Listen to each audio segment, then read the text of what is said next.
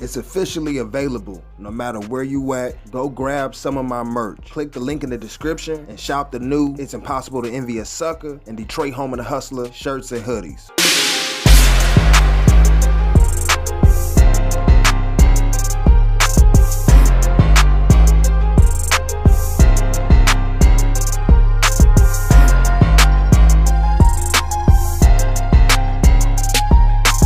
Came as a result of our relationship to the Nutty Block and the Santana Block Compton Crib Gang, who was coming up to drop that, to do what they do in the town, and that's really, so we was always gremlins.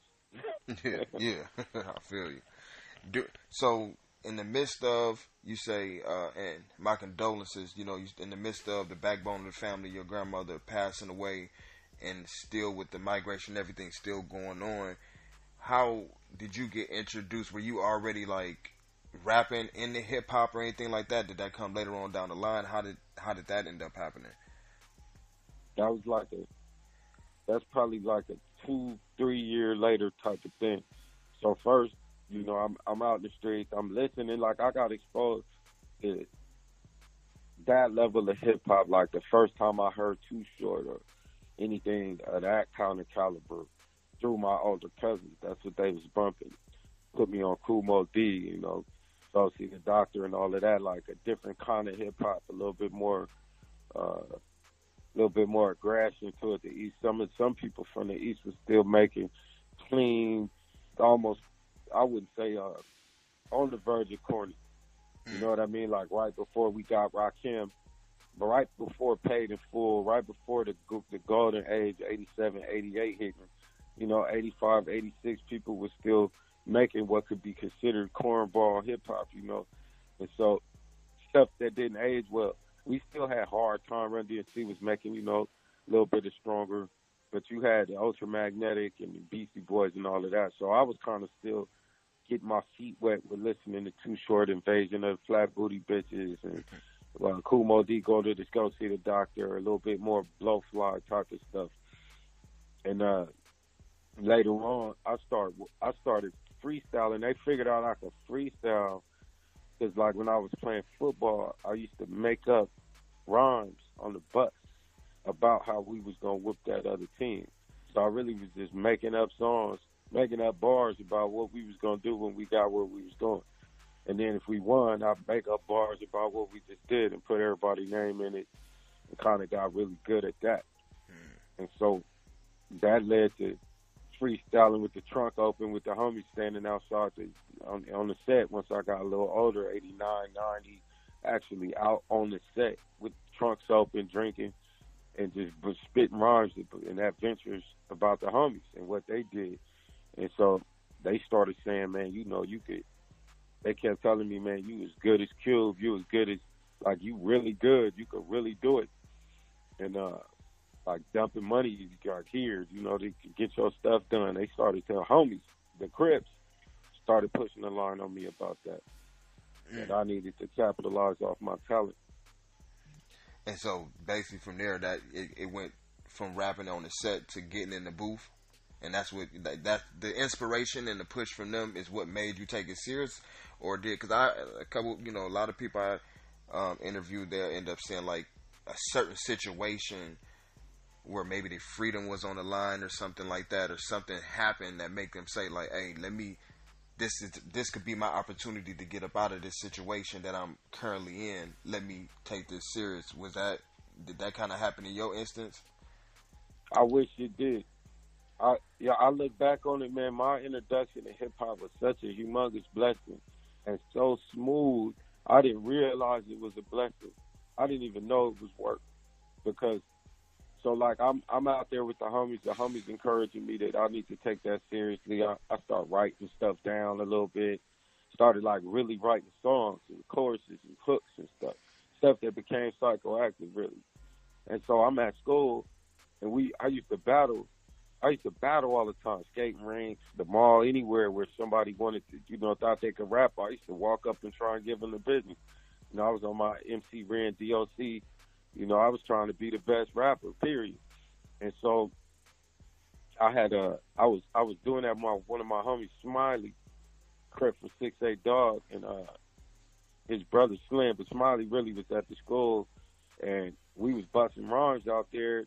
And my nigga Vamp, I think Vamp was there, Gangsta Red from Flat Dog, Crip Gang, rest in peace. We was all out there. And a kid named Percy Hunter, we call him Peanut.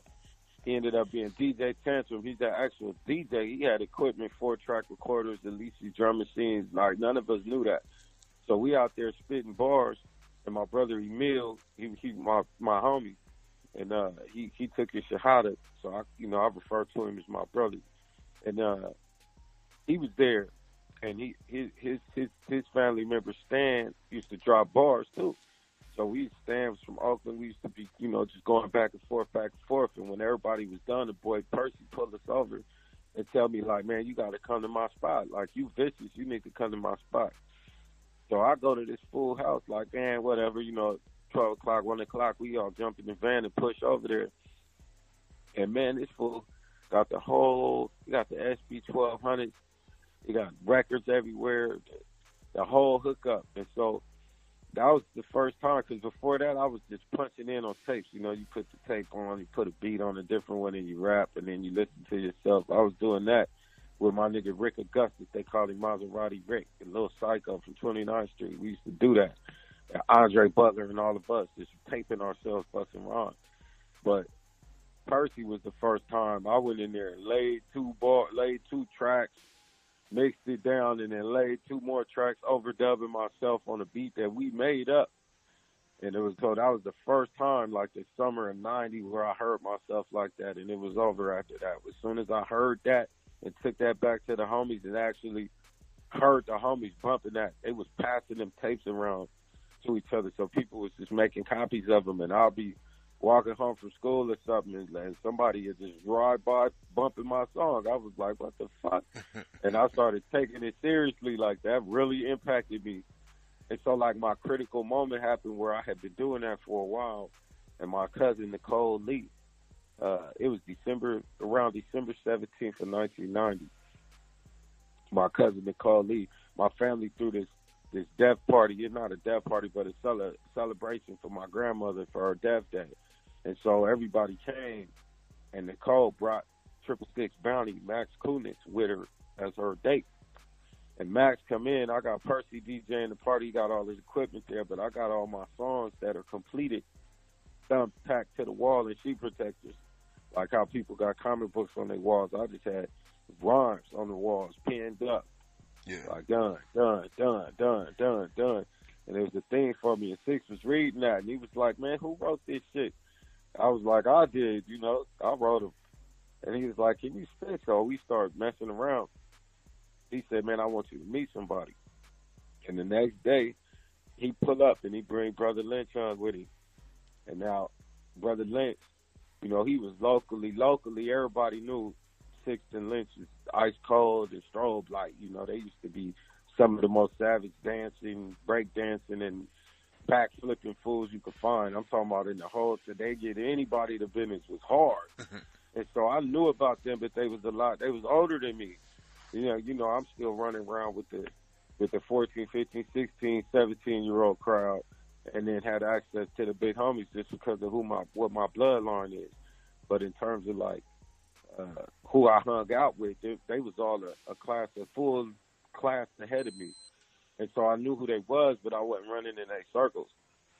So when he bring Lynch, I let him hear some stuff, and we went to Percy's house and actually made some songs on his 4-track, just kind of had fun, threw some samples on. He just spin a record, record something, loop it, and throw some drums under it and some scratches on there, and we just went in all night. Yeah. And we came out of that feeling like we had a cold chemistry, me, Six, and Lynch, feeling like nobody could really mess with us. And so 6-8 and Lynch, like, if you could pay for your studio time, we'll take you to a real studio and get your shit done. I'm like, shit, how much it costs? When they tell me that, I go back to the homies. And they, I went to the Crip Gang, period. Like, hey, man, the homies, the homies from 24th Street, the homies from Creek Mob say, if I do A, B, C, and D, they got me.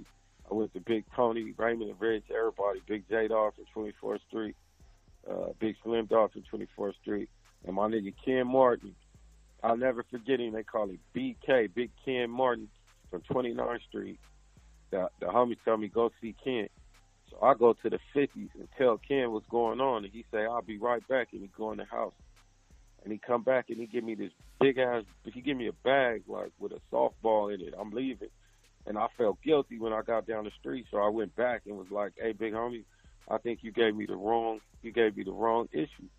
And he looked in the bag and laughed at me. He was like, "I'll be right back." Man, he came back with a quarter pound of crack cocaine and gave it to me and told me that was for being a solid homie. He was like, "Man, I gave you what I meant to give you." He gave me twice as much as he gave me before just because I came back and tried to let him know he might have gave me the wrong one. That's Big Ken Martin for 29th Street. So I take that and grind all night, grind all week, and get my paper up, and then I hit Lynch at 6 and tell him I'm ready to go to the studio. And so we went up in that thing, and I made that Niggas in Black EP almost like, I had 2 6-hour sessions, and I did 3 songs each one. Bang, bang, 2 hours apiece. And they couldn't even believe it.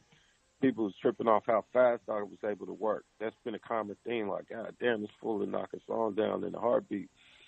And so that's how I did it. I got my sack up, went back to the homies. I went to the homies from L.A. I used to be in on Reason Way, the Cadillac Apartments on Stockton Boulevard and Reason Way in South Side.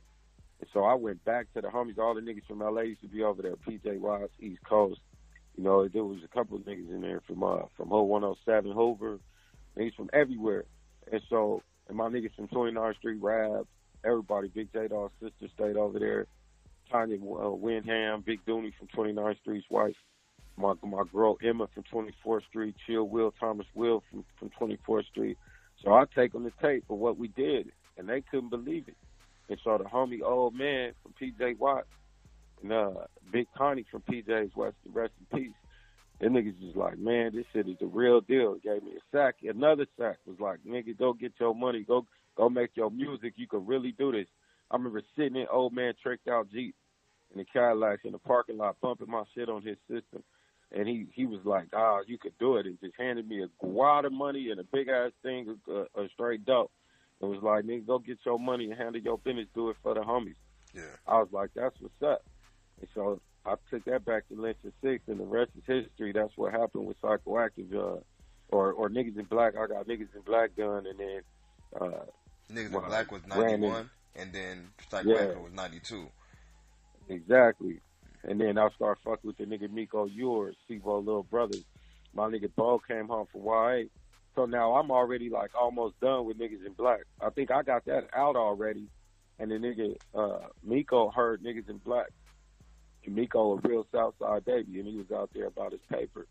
You know what I mean? And that's Sivo little brothers. And I used to be on 23rd and Babette, and that's where their grandma stayed. So I used to be at Tracy Butler house, like literally right next door to Sivo grandma house. And Miko used to be out there with his cars and shit. So but nobody knew who XRaided was because my album cover was a drawing by Brotha Lynch, right? Mm-hmm. So they didn't know it was me. I'm walking around in front of everybody, and they bumping my shit, but don't nobody, like some of them don't know it was me. Yeah. And so the nigga Miko find out, and he was like, nigga, let's do this for real. So he started Danger Island Records. I start 24 Deep Productions. And so we go in, Miko started just laying it out. And he financed almost all the Psychoactive. We just, out there grinding. And my nigga Bo came home.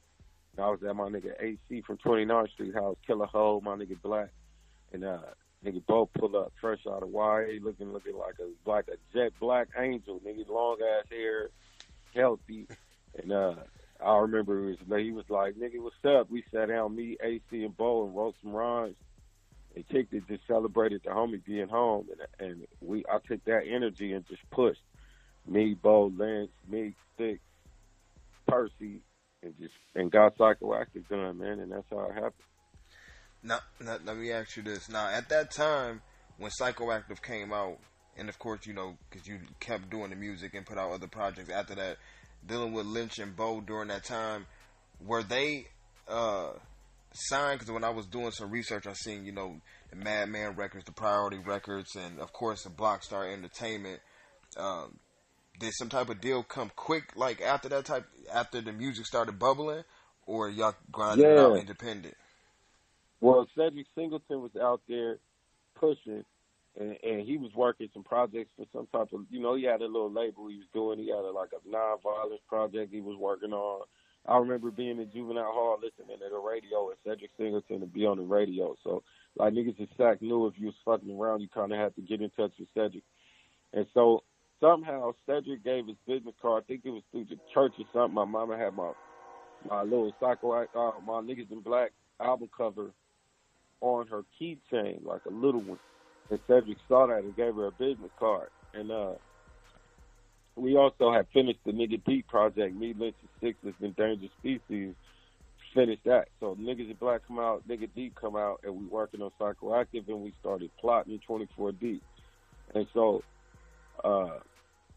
Nico, Lance, and I go to Cedric, and I did a little audition.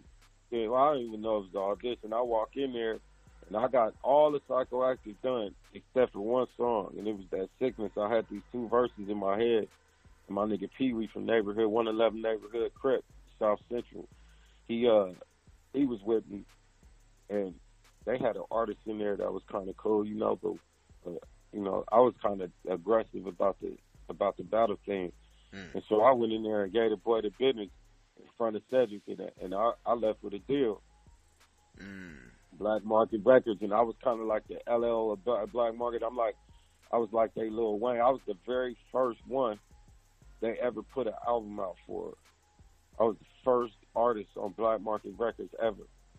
And so, Sed was ready to go. He Black Market became Black Market, all that other stuff he had going on. He just pulled everything, came with the BMR, and just pushed, and that's how Psychoactive became Psychoactive. I did that one song. I think I had to actually gas this artist out with the first verse on That Sickness, and they hadn't heard nothing like that before. Right, definitely. Now with all that, like with the positiveness and everything, cause it's rare. I'm not gonna say it's rare, but to hear that much support from everybody, seeing your talent and not hating and not trying to, out in the hood, people see you have talent and want to detour you from your dreams or not, put you in position to try to get on. With all the positiveness that was going on, what ended up leading to that point of where you feel like everything kind of went out the door with the situation you end up, going to jail for? 1 second.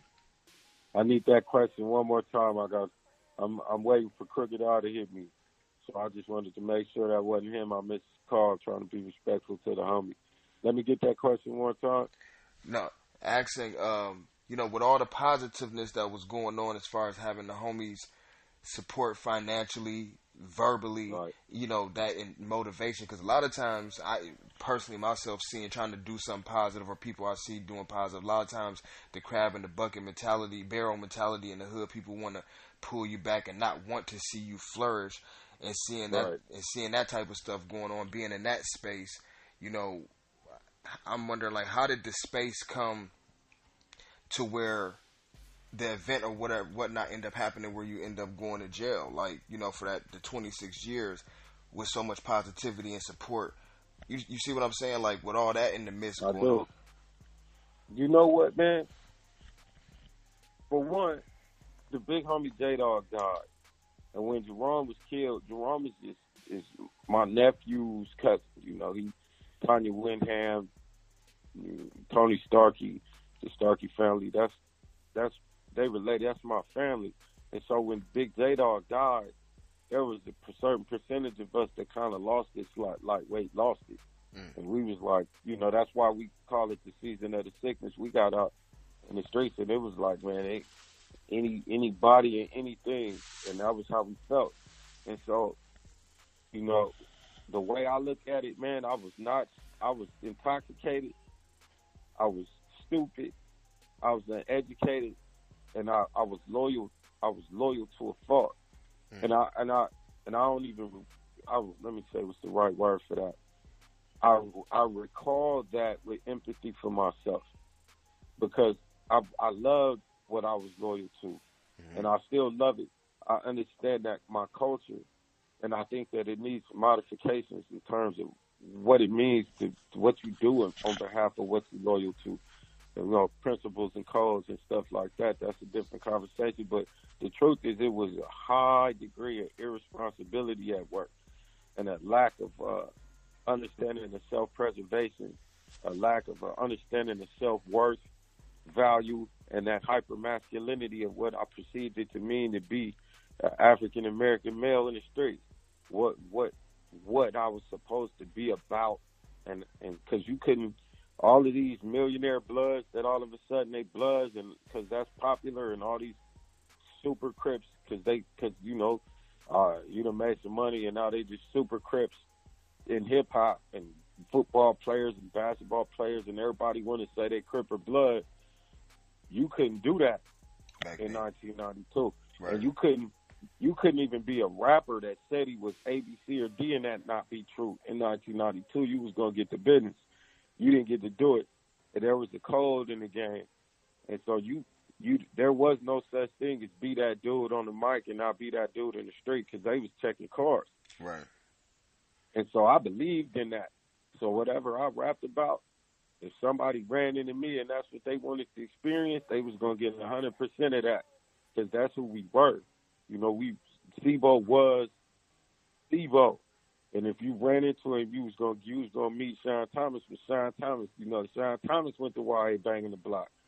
That's why I salute him the way I salute him. I was out there. He went to YA banging the block and banged the block in YA so well that when the little homies started going, niggas knew who they were. Like, oh, that nigga from Guard Block, because of how hard Bo pushed in the YA, and along with the other homies that started from that generation, paved the way for where when we showed up. And we got treated with respect by niggas from the top to the bottom of the state, because the homies was with the shit. Yeah. And so that's what came home. And that's what I had to live up to. Niggas was real Gremlin gang members. Yeah. And so when it went down with 100% of what I understood to be required of me in the streets, period. And I can look back on that with empathy for myself and say that I was in manifest error, brother. Yeah. Yeah. Now, like, after that situation, kind of fast forward a little bit, like, after that situation and to go through the process of being sentenced, how did you, like, process that once you found out your sentencing? How did you process it and still, especially being super aware, coherent, everything today is, mentally, how did you process it and stay mentally and physically strong through it? Did it break your spirits at any point in time, or like how did you process once you knew that you had to do that long of a stint?